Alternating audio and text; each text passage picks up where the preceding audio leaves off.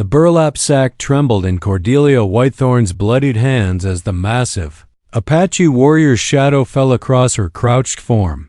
"Please, .. Don't open my sack," she whispered through cracked lips, her emerald eyes wide with terror and something else, a fierce protectiveness that made her small frame seem to expand with determination.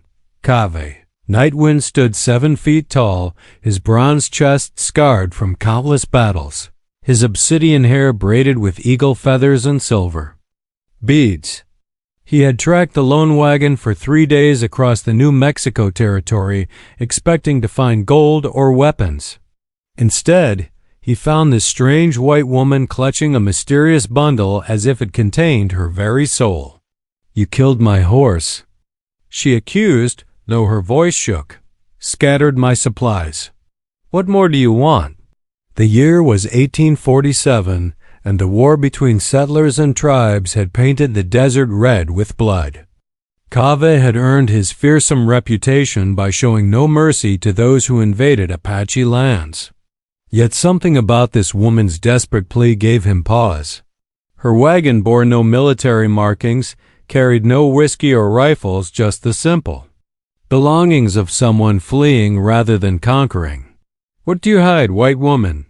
His voice rumbled like distant thunder, spoken in broken English learned from captured traders. Cordelia pulled the sack closer to her chest. Inside, she could feel the gentle stirring of life, 3 tiny heartbeats that depended entirely on her protection. The orphaned wolf cubs she'd rescued from trappers 2 weeks ago were all that remained of their mother's pack. She'd been taking them to her uncle's ranch in Arizona, where they might have a chance at survival. "Nothing that concerns you," she lead, knowing that Apache warriors sometimes kept wolves as hunting companions, but fearing he might see them as mere pelts or a meal. Kaveh circled her like a predator, his keen eyes noting details others might miss. Her clothes were simple but well-mended, her hands soft despite recent hardships. This was no pioneer woman seeking fortune. This was someone running from something, carrying something precious enough to die for. "Stand," he commanded, his massive war axe gleaming in the afternoon sun. Cordelia struggled to her feet, the sack cradled against her like an infant.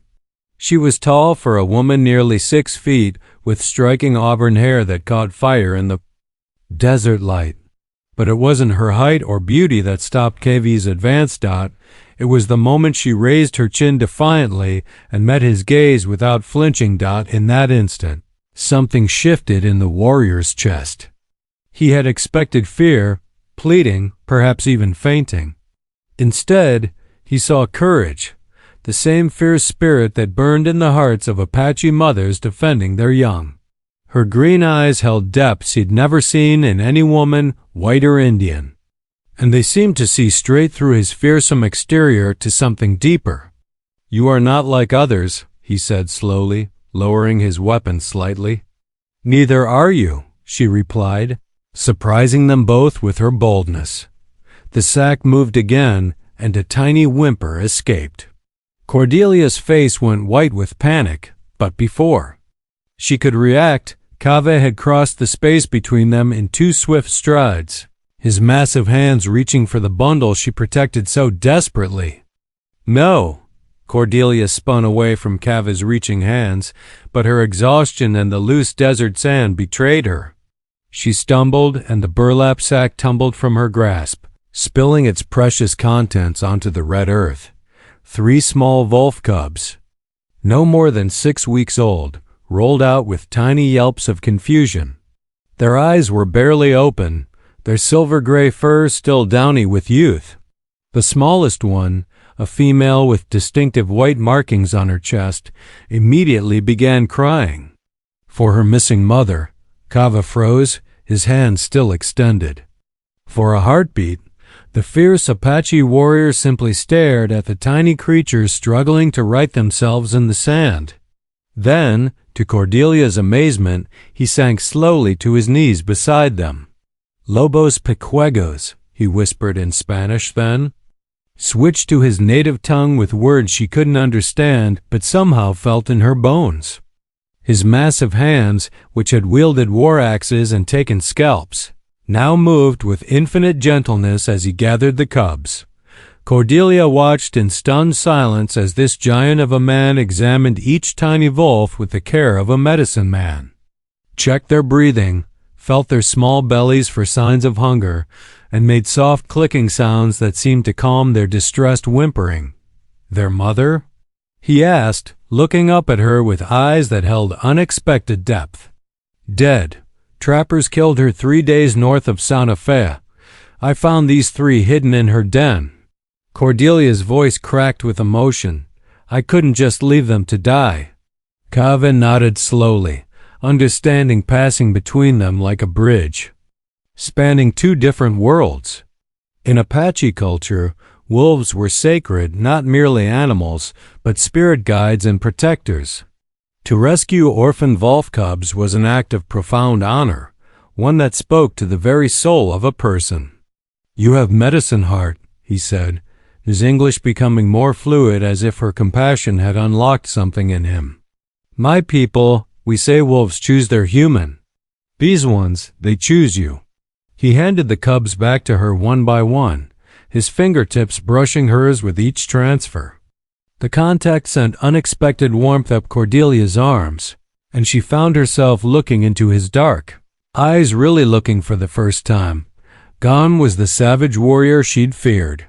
In his place knelt a man of obvious intelligence and surprising gentleness.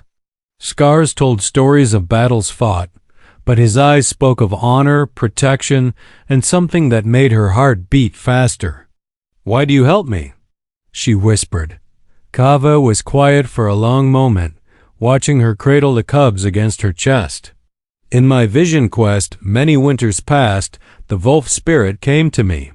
Said I would know my path when I found the white woman, who speaks to wolves with her heart instead of her words. Cordelia felt the world tilt around her. That's impossible, is it? He gestured to the cubs who had settled peacefully in her arms despite being handled by a strange Apache warrior. They trust you completely. Wild things do not trust unless they see truth in a person's spirit. As if to prove his point, the smallest cub, the one with white markings, reached out with a tiny paw and touched Cordelia's cheek, then turned and did the same to Kave. The gesture was so unexpectedly tender that both adults fell silent. What is your name, white woman who speaks to wolves? Cordelia Whitethorn. She paused, then asked, And you are? I am Kava, son of Chief Nightwind, protector of the sacred mountains. His formal introduction carried weight, speaking of lineage and responsibility. And now, it seems, guardian of Wolf Speaker. The afternoon sun began its descent toward the western peaks, painting the sky in shades of copper and gold. Around them, the desert stretched endlessly, beautiful and deadly. But in this moment, with 3 tiny lives depending on them both, Cordelia felt safer than she had in months. My horse is dead, she said practically. My water nearly gone. You will come with me, Kava said. And it wasn't quite a question, but not entirely a command either. Cordelia looked at the cubs, then at this unexpected man who had appeared in her life like a vision from another world. Everything logical told her to refuse, to find another way. But the cubs needed milk and shelter, and winter would come early to the high desert. Where? She asked. Kava smiled then, the first smile she'd seen from him, and it transformed his entire face from fearsome to magnificent. Home, he said.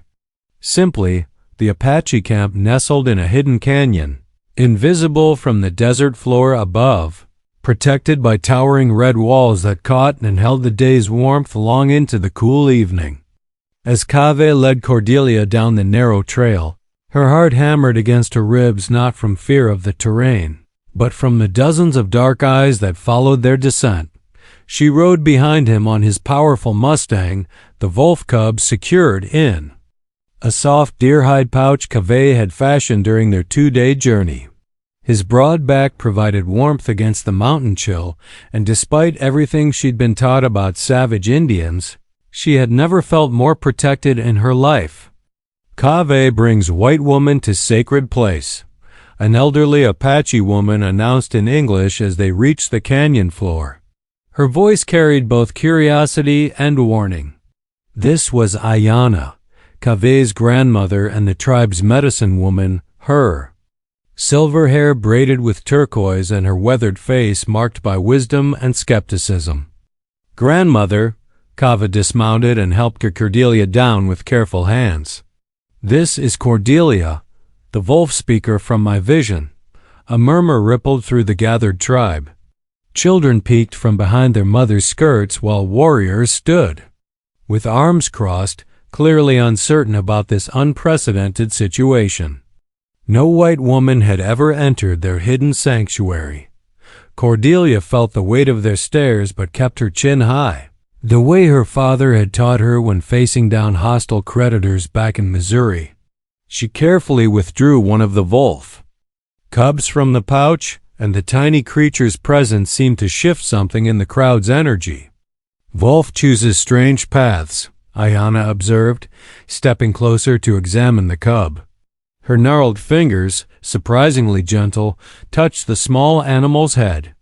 The cub responded by licking her palm, and the old woman's stern expression softened slightly. Perhaps spirits know what we do not. Ha! That evening, as cooking fires cast dancing shadows on the canyon walls, Cordelia found herself in the center of something she'd never imagined. Apache children, initially shy, had been drawn by the wolf cubs like iron filings to a magnet. She watched in amazement as the normally reserved youngsters giggled and played with the tiny animals, chattering in their musical language while teaching her Apache words. Shash, little Kiona said, pointing to one of the cubs.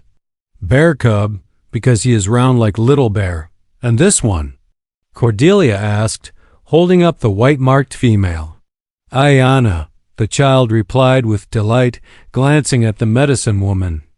Same name as grandmother, because she has wisdom marks on chest.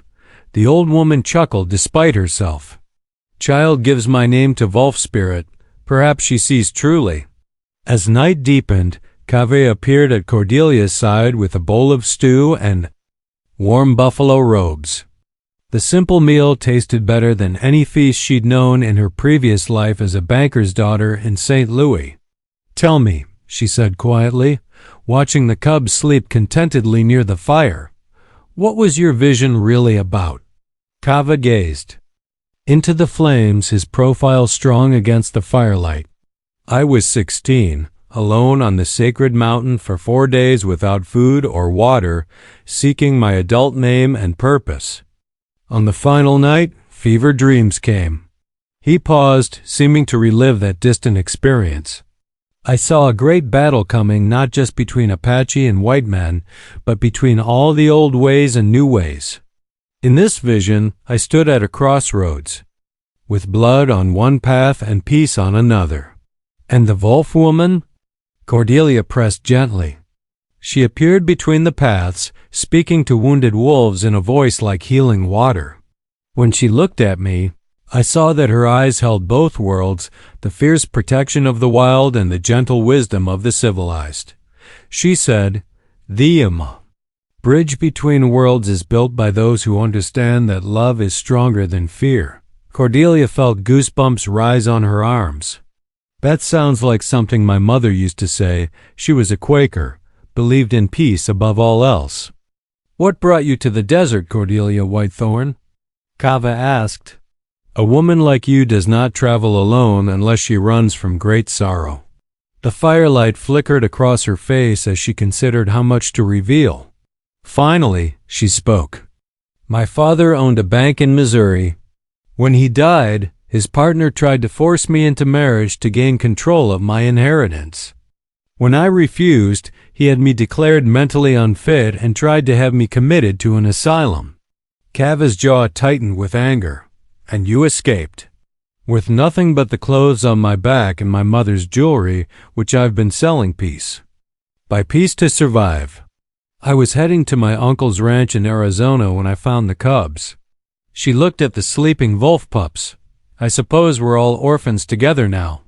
No, Kava said firmly, turning to face her fully. You are not orphan.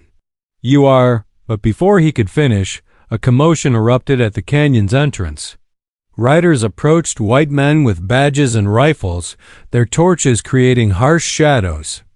Against the red rock walls, Apache, came a shouted demand in English.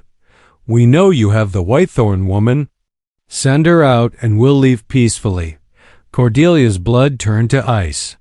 Somehow, her father's partner had tracked her even here, to this hidden sanctuary where she'd begun to believe she might find peace. How many? Kava asked Desba, the young warrior who'd spotted the approaching riders. 12 men. They carry the metal stars of lawmen, but their leader wears fancy clothes like the white chiefs who steal Indian land. Desba's hand rested on his knife handle.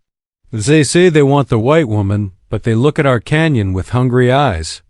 Cordelia rose from beside the fire, her face pale but determined. I have to go with them. If I don't, they'll bring more men, maybe soldiers.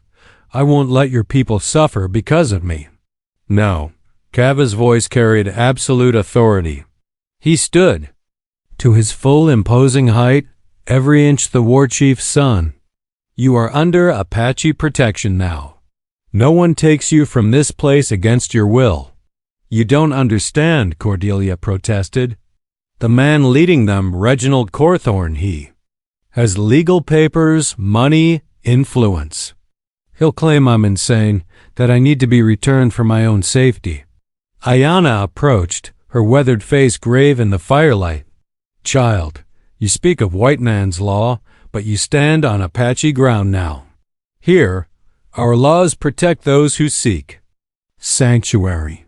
From outside the canyon came another shout. Miss Whitethorn, this is Marshal Daniels. Your legal guardian, Mr. Cawthorn, is here to escort you safely home. Come out now and no harm will come to these savages.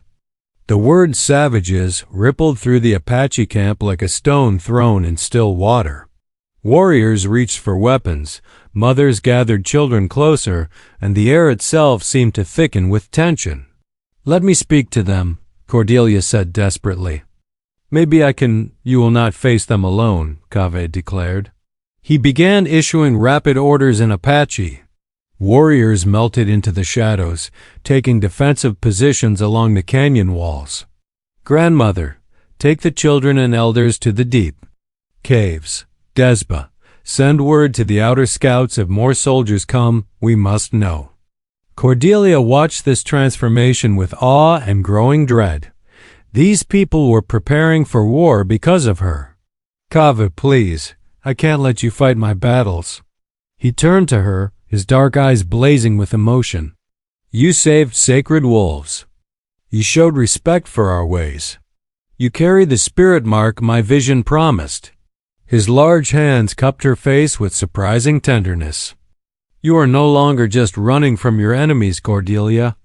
You are choosing your family. The words hit her like a physical blow. Family. When had she last felt truly part of one?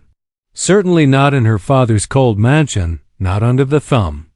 O.F. Reginald Cawthorn's manipulations. But here, in this hidden canyon, surrounded by people she'd been taught to fear, she felt more at home than ever before. What are you saying? She whispered. I am saying that if you choose to stay, you will be protected by every warrior in this tribe. But the choice must be yours freely made, not from fear or desperation. Above them, Marshal Daniels' voice echoed. Off the canyon walls. We know you're down there. We have warrants and legal authority. Don't make this harder than it needs to be. Cordelia looked around the camp. Children peered out from hiding spots, their eyes wide but trustful. Warriors stood ready to shed blood for a woman they'd known only 3 days. and the 3 wolf cubs slept peacefully by the fire, finally safe after losing everything they'd once known. Just like her. "If I stay," she said slowly, "what happens to us? To this?" She gestured between herself and Kaveh, acknowledging the connection that had been building like a storm on the horizon. "Apache women choose their own husbands," he said simply. "When they are ready, if they are ready." Heat flooded her cheeks. "You barely know me. I know your courage. I know your gentle heart and your fierce spirit. I know the wolves trust you, and wolf trust is never misplaced." He paused, then added with devastating honesty, "And I know that when you looked at me without fear, something in my heart came alive that I thought had died in too many battles." A rifle shot cracked through the night air, the bullets striking rocks near the canyon's edge, a warning shot meant to demonstrate their seriousness. "Time grows short," Kaveh said grimly. "What is your choice, Cordelia Whitethorn? Will you return to the world that tried to cage you, or will you help me build a bridge between 2 worlds? Cordelia thought of her old life, the suffocating expectations, the constant fear, the loneliness that had eaten at her soul like acid. Then she looked at Kaveh, this magnificent man who saw strength where others saw hysteria, who honored her protective instincts instead of trying to crush them. "The cubs," she said suddenly. "In your world, what would happen to them? They would be raised with honor, taught to hunt and run free when they are ready. They would be our connection to the wolf spirits, reminders of the bridge we are building. Our bridge, our connection. Our cubs." The possessive word sent warmth flooding through her chest. "Then I choose," she said, her voice growing stronger with each word. "I choose to stay. I choose to trust. I choose ... double quote. She met his eyes directly. "I choose you." Kaveh's face transformed with joy and something deeper, a recognition that felt like coming home after a lifetime of wandering. But their moment was shattered by the thunder of hoofbeats as Marshal Daniels and his men charged down into the canyon, guns drawn and ready for war. The first shot rang out as Marshal Daniels' horse hit the canyon floor, but it came from neither the lawmen nor the Apache warriors. Instead, Cordelia stepped into the open space between the 2 armed groups, her father's old Navy Colt pistol smoking in her steady hands. The bullet had struck the ground at the marshal's horse's feet, causing the animal to rear and nearly unseat its rider. "That's far enough," she commanded, her voice carrying across the canyon with surprising authority. The months of running, hiding, and surviving had burned away the pampered banker's daughter, revealing steel underneath. "I am Cordelia Whitethorn, and I am exactly where I choose to be." Marshal Daniel struggled to control his spooked horse while trying to maintain his official dignity. Behind him, 11 deputized men shifted nervously, their rifles trained on the Apache warriors who seemed to have materialized from the very rocks themselves. "Miss Whitethorn," the marshal called, his voice strained. "You are clearly under duress. These savages have obviously threatened you. The only threats I face come from the man paying your wages." Cordelia interrupted sharply. She kept her gun steady, though inside her heart hammered like a war drum. "Tell me, Marshal, what exactly does your warrant say?" Reginald Cawthorn urged his horse forward, his pale face twisted with fury and frustrated desire. At 45, he was a soft man who had grown rich through others' work, and his eyes held the mean glitter of someone accustomed to buying whatever he wanted. "It says you're mentally unfit to manage your own affairs," he snarled. "Look at yourself. Cordelia, living with savages, playing with wild animals, pointing guns at lawmen. This proves you need proper medical care." From the shadows above, Kaveh watched the scene unfold with growing rage. Every word from Cawthorn's mouth confirmed what Cordelia had told him about white men who used law and medicine as weapons against those who wouldn't submit. Medical care? Cordelia laughed, but the sound held no humor. Like the asylum where women disappear for the crime of owning property? Where they're given laudanum until they forget their own names. She took a step forward and several deputies raised their rifles higher. But Cordelia had moved beyond fear into something more powerful, righteous anger backed by absolute certainty. "I'll make you a deal, Reginald," she continued. "Fight me for it, not with lawyers and bawd judges, but honestly. Man to man, or in this case, man to woman." "Don't be ridiculous," Cawthorn spluttered. "You're obviously deranged. Apache." "Way." Kava's deep voice rolled across the canyon as he stepped out of the shadows. The sight of him 7 feet of warrior muscle, war paint gleaming on his chest, massive tomahawk in his hand made several horses shine nervously. "Challenge is given. Honor demands answer.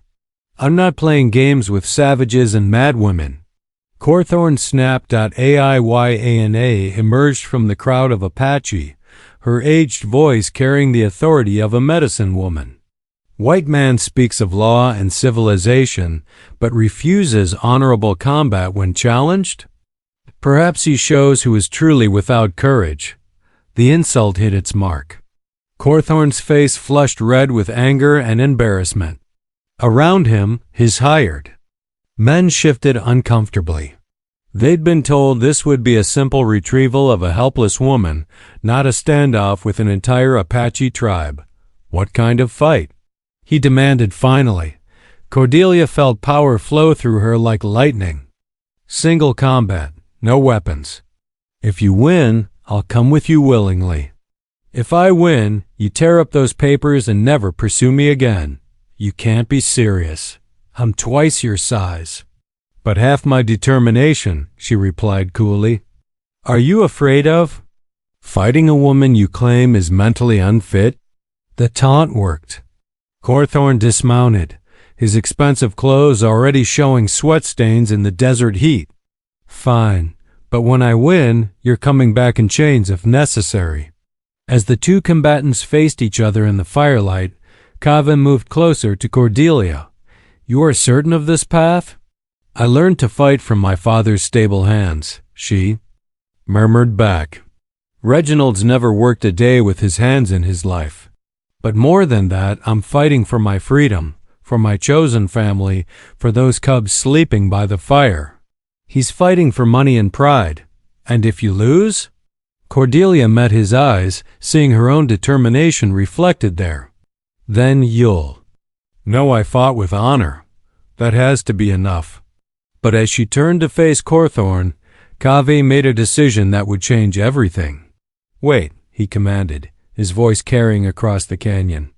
"Apache law says woman may choose champion if she wishes.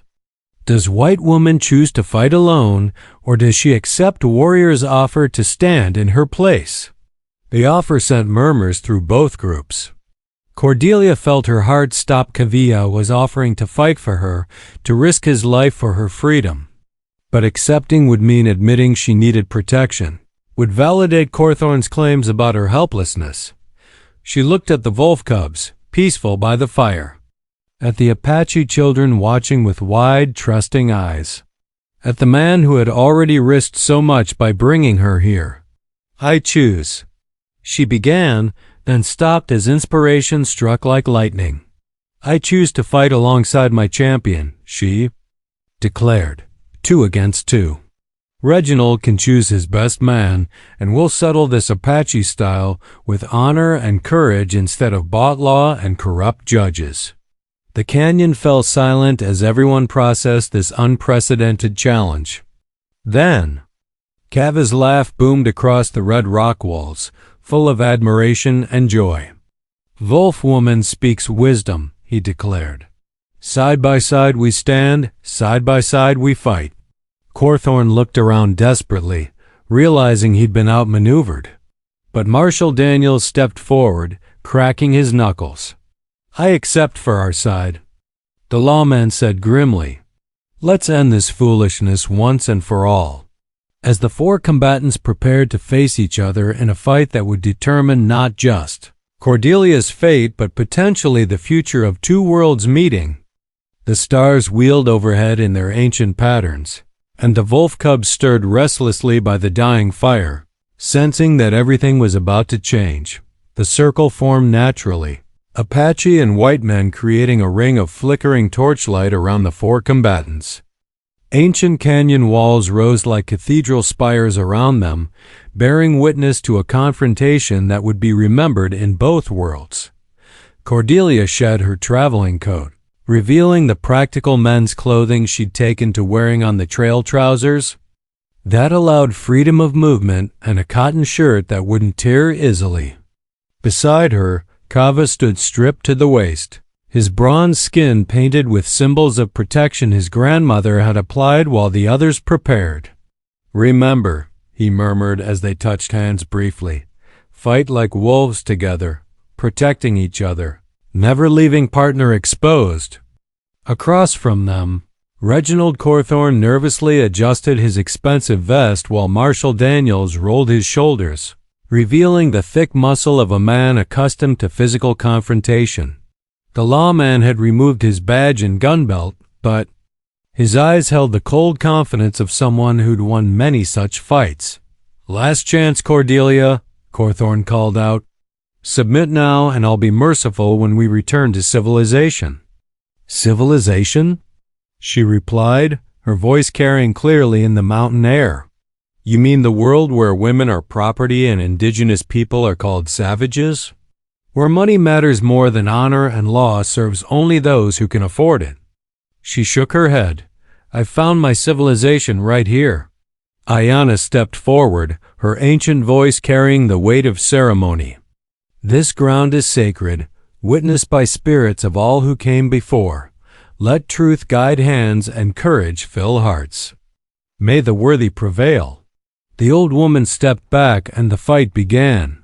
Daniels came at Kavi immediately, trying to use his size and experience to overwhelm the Apache warrior.